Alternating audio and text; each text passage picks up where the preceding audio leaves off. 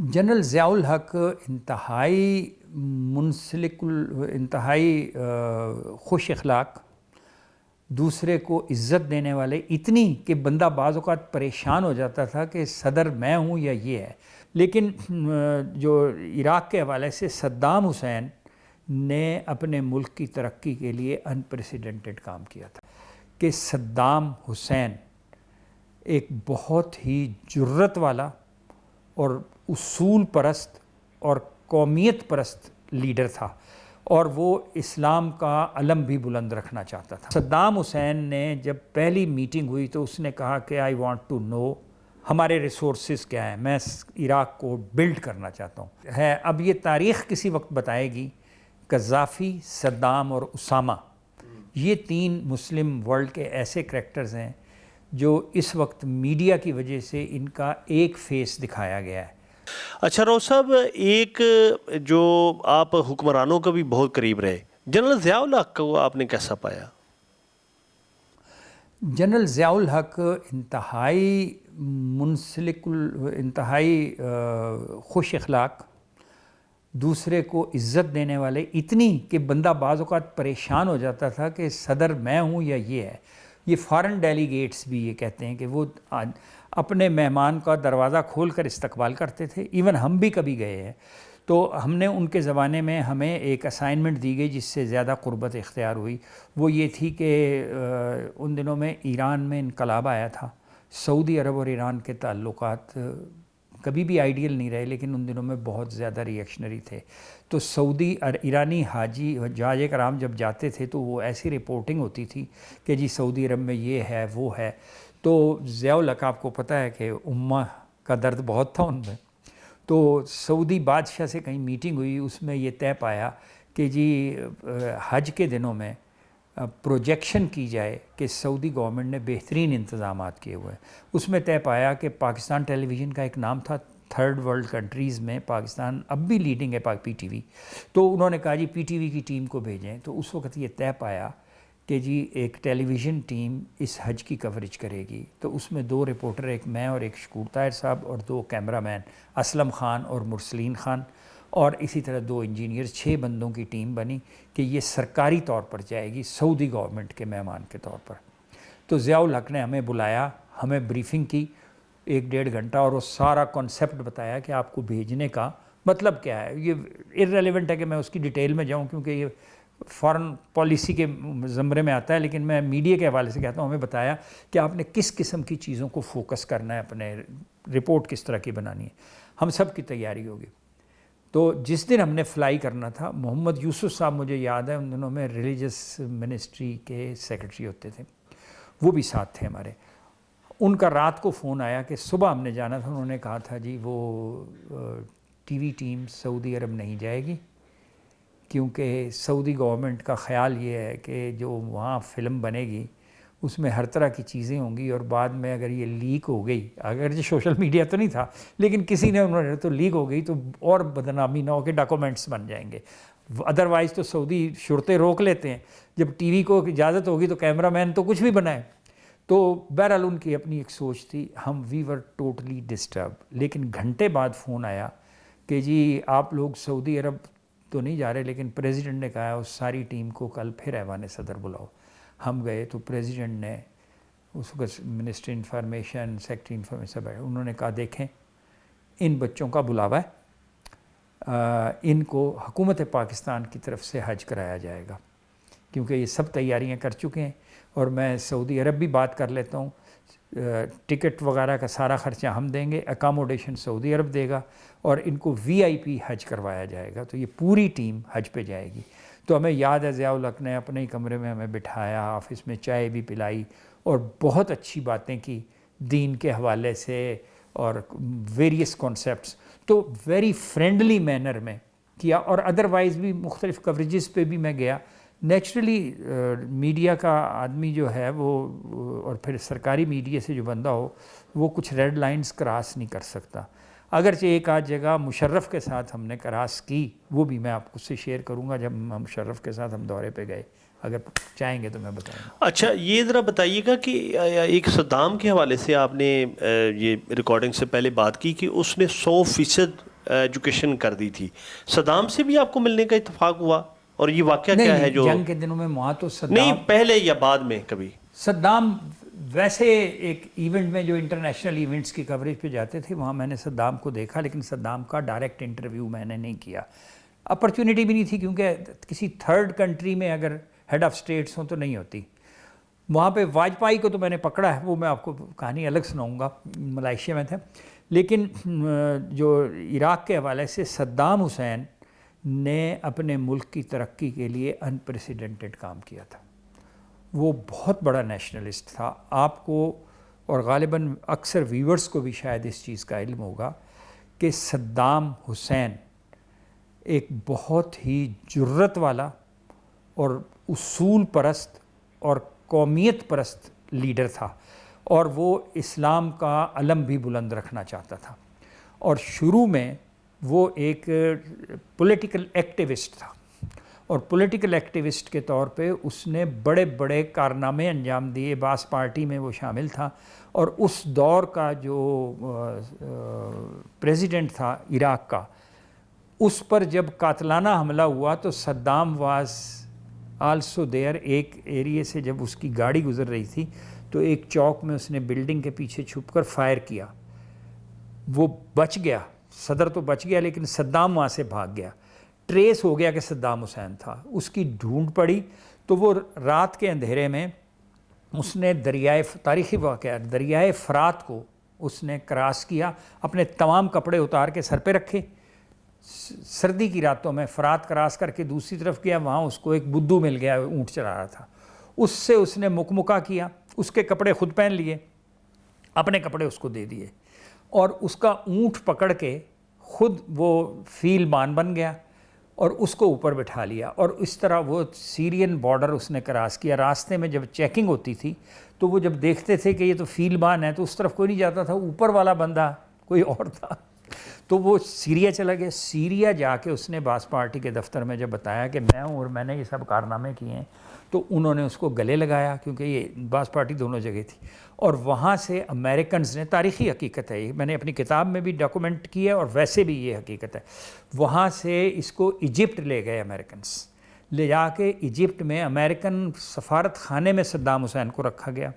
وہاں اس کو لاء پڑھایا گیا، ایجوکیشن کمپلیٹ کی قاہرہ میں. اور جب یہ ٹھیک بن گیا، انہوں نے کہا ایک بڑا چیز ہے، انہوں نے چن لیا اس کو، جیسے وہ کرتے تھے، لا کے اس کو انسٹال کیا عراق میں. اور پھر عراق میں ایک انقلاب آیا تھا تو اس میں جو پریزیڈنٹ بنا تو یہ اس کا نائب صدر بنا. جب پہلی کیبنٹ میٹنگ ہوئی، اس کی پرفارمنس سو مارملس تھی کہ پوری کیبنٹ نے ڈیسائیڈ کیا کہ جی ہمارا صدر وہ نہیں بلکہ صدام حسین ہوگا. اور اگلی کیبنٹ میٹنگ کے بعد they voted in favour of Saddam Hussein. Saddam president بن گیا. وہ اس وقت تک امریکن ایجنٹ تھا اور امریکہ کی اپنی پلاننگ بھی تھی کیونکہ آئل کے لیے. رپورٹس یہ ہیں جن کو میں نے پھر میں اپنی کتاب اس لیے مینشن کرتا ہوں کہ ڈاکومنٹس میں چیزیں موجود ہیں. میں نے وہیں سے یہ ریسرچ لی تھی ساری. صدام حسین نے جب پہلی میٹنگ ہوئی تو اس نے کہا کہ آئی وانٹ ٹو نو ہمارے ریسورسز کیا ہیں، میں عراق کو بلڈ کرنا چاہتا ہوں. تو نیکسٹ میٹنگ میں اس کو بتایا گیا کہ جی آئل ریسورسز اتنے بڑے ہیں دنیا کے ہمارے، کیونکہ دنیا میں سب سے زیادہ تیل جو ہے عرب کنٹریز میں سعودی عرب میں ہے، اس کے بعد عراق میں ہے. لیکن عراق کو ایج یہ حاصل ہے کہ وہاں ایکسپلوریشن کاسٹ بہت کم ہے. سعودی عرب میں اس زمانے کی بات ہے $2 میں 1 بیرل کاسٹ آتی تھی، اور عراق میں $1 میں 1 بیرل کاسٹ آتی تھی، تو بہت فرق تھا. تو عراق کا تیل بہت سستا پڑتا تھا. امریکنز نے جو یہ ایسو ہے، کالٹیکس ہے، ڈک چینی ہے، سینئر بش تھا، کونڈالیزا رائس، اس کی یہ سب کمپنیاں آئل کی، انہوں نے یہ سب ٹھیکے لے لیے تھے. اور صدام کو انسٹال کرنے کا بھی یہ تھا کہ یہ 100% آئل ریزروز اپنے قبضے میں لے لیں گے. اس نے جب دیکھا کہ جی آئل پروڈکشن کا غالباً 60% پلس امریکہ اس معاہدے کے تحت لے رہا تھا، یا 70% ایگزیکٹ مجھے یاد نہیں، اور 20 to 30% عراق کو ملتا تھا. تو صدام نے کہا کہ دس از انجسٹس. اور اس نے پھر اگلی کیبنٹ میٹنگ میں قوم سے خطاب کرتے ہوئے ان سب کو نیشنلائز کر لیا. اب یہ چیخے امریکنس آ کے ملے، انہوں نے کہا کہ ہم یہ کر رہے ہیں، تجھے لائے ہیں. اس نے کہا اوکے بھائی، there should be some principle کہ آپ لائنز شیئر لے رہے ہیں، ایکسپلور کر رہے ہیں، مشینری آپ کی ہے، ایکسپرٹیز آپ کی ہے، دولت تو ہماری ہے، تو 50-50 کریں یا کچھ اور کریں.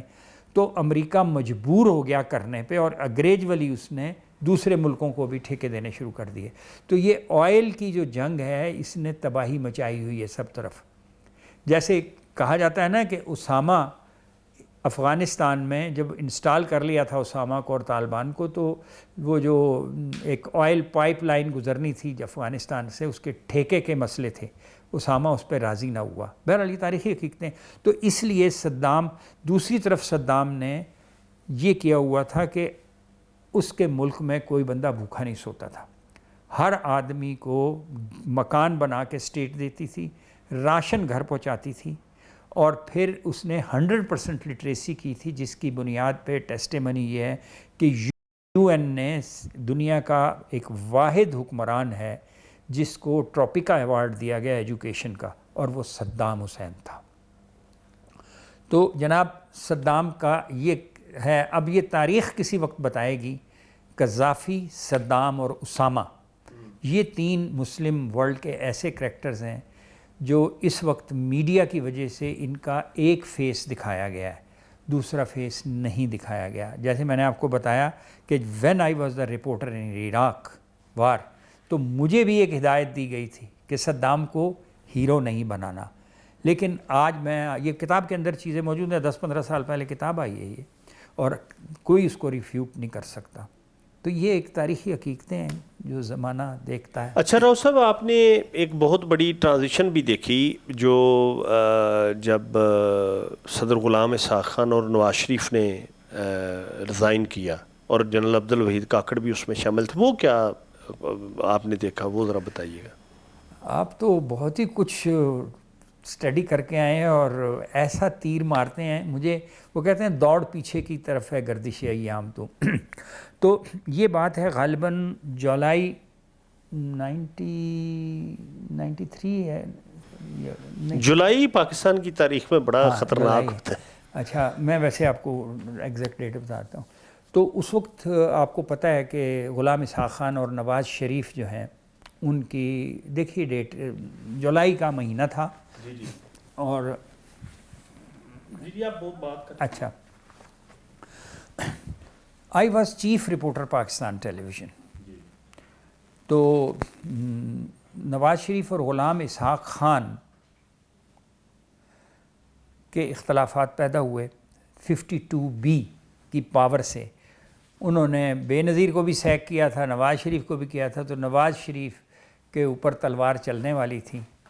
تو اس وقت مشاہد حسین وزیر اطلاعات و نشریات تھے.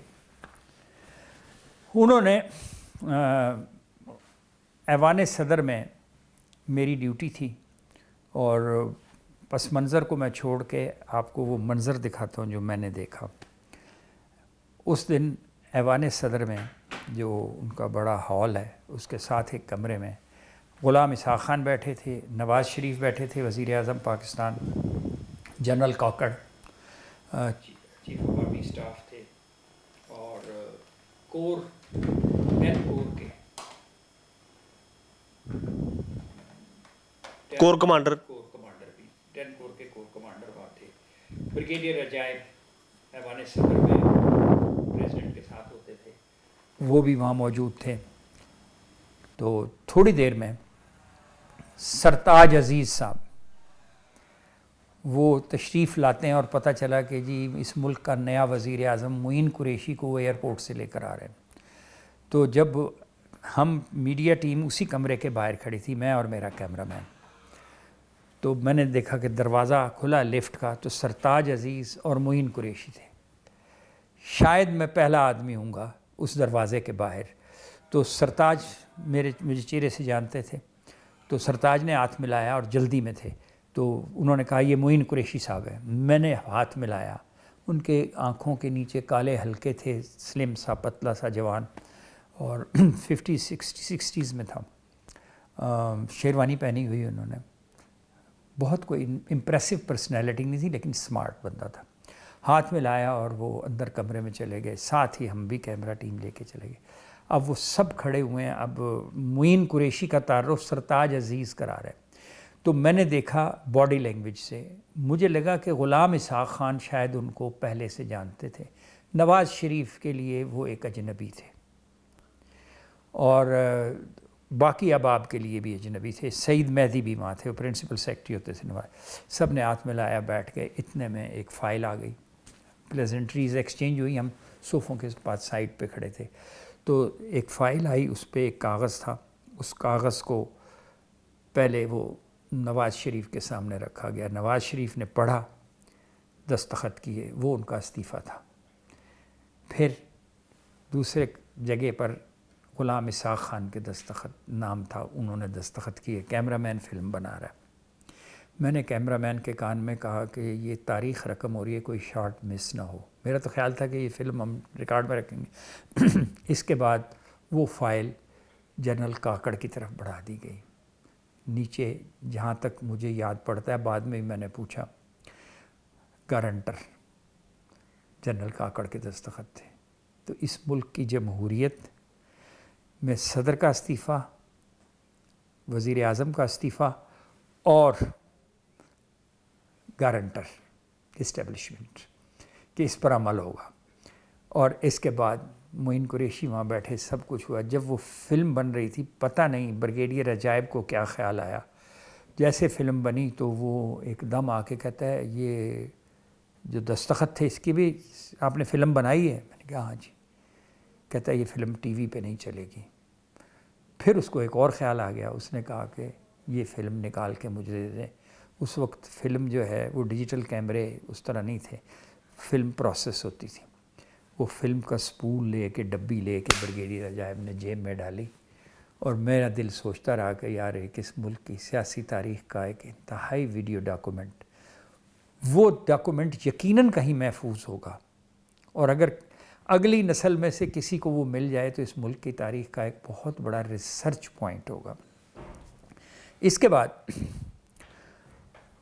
مجھے اس نے کہا, بریگیڈیئر عجائب نے, کہ ابھی تھوڑی دیر میں غلام اسحاق خان قوم سے خطاب کریں گے, تو ان کے قوم سے خطاب کی تیاری کریں.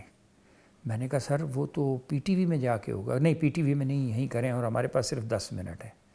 میں نے کہا سر 10 منٹ میں نہ او بی وین آ سکتی ہے, ہمارے پاس یہ کیمرہ اور یہ سٹینڈ ہے. وہ اندر گئے, آ کے کہتے اسی پہ کریں, ساتھ والے کمرے میں. ساتھ والے کمرے میں ایک میز اور کرسی تھی سادہ, وہ غالباً پرائیویٹ سیکٹری کی ہوگی. اس سے کاغذ ہم نے ہٹائے, جس طرح یہ کیمرہ لگا اس طرح وہ کیمرہ کا سٹینڈ بھی ہمارے پاس نہیں تھا, کیونکہ ہم تو نیوز کوریج کے لیے گئے تھے. وہ حسن مرحوم کیمرہ مین تھا, وہ ریٹائرمنٹ کے قریب تھا, بوڑھا بندہ تھا. اس نے کہا کہ میں کندھے پہ رکھوں گا. اس نے یہاں وہ رکھا, ویو فائنڈر سے کندھے پہ رکھ کے, اور غلام اسحاق خان وہاں بیٹھ گئے. اس نے 10 منٹ کی کتنی تقریر کی, وہ ریکارڈ میں موجود ہے. اس نے بڑی کوشش کی کہ کندھا ہلے نہ, پوری تقریر غلام اسحاق خان کی ریکارڈ ہو گئی. نواز شریف صاحب چونکہ وزیر اعظم تھے, وہ پہلے ریکارڈ کرا چکے تھے پروفیشنل تقریر اپنی. آپ کو پتہ ہے کہ وہ ہاں وہ ساری تقریر اس کی تو تو یہ غلام اسحاق خان کا جواباں غزل تھا, وہ ہم نے ریکارڈ کیا. اس کے بعد مجھے یہ حکم ہوا کمرے میں بلا کے, یہ سارے لوگ بیٹھے تھے, کہ آپ پی ٹی وی کے ہیں؟ میں کہا ہاں جی. آپ فوراً جائیں, کیمرہ مین یہیں رہے گا, اور ابھی جا کے اس کو غلام اسحاق خان کی تقریر کو چلوائیں, اور جیسے چلے آپ پھر واپس آ جائیں. میں دوڑ کے گیا, اور میں نے جا کے نا وہاں, اس سے پہلے میاں صاحب کی غالباً ڈکٹیشن والی تقریر نہیں, یہ غالباً ڈکٹیشن والی تب تھی جب انہوں نے اسمبلی توڑی تھی. ڈکٹیشن والی, ہاں ڈکٹیشن والی تو وہ لاہور میں ریکارڈ ہوئی تھی. یہ تو چونکہ اسمبلی بحال ہوگی, پھر دوبارہ بینظیر نے لانگ مارچ کیا, اور یہ وہ اس طرح نہیں. جو نواز شریف کی تقریر استعفیٰ دینے والی تھی نا, کہ میں آج استعفیٰ دوں گا, وہ اس نے ریکارڈ کرا لی تھی. ہاں وہی میں کہہ رہا ہوں کہ یہ دو وہ الگ, وہ سوری وہ درست نہیں تھا, وہ ڈکٹیشن والی پہلے کی تھی, لیکن مائنڈ ڈکٹیشن والا ہی تھا. اچھا, غلام اسحاق خان کی تقریر چلوا دیں. میں جیسے ٹی وی اسٹیشن پہنچا تو وہاں اس کا ڈائریکٹر نیوز شکور طاہر تھے. میں نے کہا شکور صاحب یہ حکم ہوا ہے, وہ مجھے ساتھ لے کے ایم ڈی کے پاس, ایم ڈی اور چیئرمین دونوں عہدے شاہد رفیع کے پاس تھے, شاہد رفیع کے پاس گئے. میں نے وہ دی, اور میں نے کہا کہ جی یہ حکم ہے کہ ابھی چلائی جائے. وہ انہوں نے لی. مجھے نہیں پتہ شاہد رفیع نے کہیں ڈائل کیا. نواز شریف سے تو شاید بات نہیں ہو سکی, کسی سے ہوئی, اور اس نے کہا راؤ صاحب آپ بھول جائیں, آپ جائیں اپنے کام پہ. میں واپس جب ایوان صدر پہنچا تو تقریر نہیں چلی تھی. مجھے جناب بریگیڈیئر عجائب تھوڑی دیر میں آیا اور ورچولی جیسے قمیض نہیں میری, یوں جیسے کسی کو مجرم کو نہیں پکڑتے, یوں پکڑ کے یوں اندر چلیں آپ. میں گیا, اپنی اس نے جان بچانی تھی. اس نے وہاں جنرل کاکڑ کو کہا کہ جی یہ لڑکا تھا یا پتہ نہیں کیا, مجھے تھا تو میں اس وقت لڑکا ہی, کہ یہ لڑکا لے کے گیا تھا, یہ کہتا ہے کہ میں نے شاہد رفیع کو دے دی ہے. اچھا تو ابھی تک نہیں چلی؟ نہیں چلی. مجھے پتہ ہے کہ جنرل کاکڑ نے وہاں سے وہ اٹھایا فون. اس وقت تک کور کمانڈر جو تھے 10 کور کے وہ کہیں ادھر ادھر ہوں گے, پتہ نہیں کہا کہ کور کمانڈر 10 کور کو ملاؤ, پتہ نہیں ان کا نام بھی مجھے اس وقت تو یاد نہیں, ملاؤ. اور اس کو میرے سامنے کہا کہ اگلے چند منٹ میں غلام اسحاق خان کی تقریر ہونی چاہیے. لو یہ بعد میں مجھے پتہ چلا کہ شاہد رفیع وہ ٹیپ لے کے غالباً گھر چلے گئے تھے, کہ چلے گی نہیں ہے, کیونکہ استعفے تو ہو گئے, وہ خبر تو آ گئی تھی.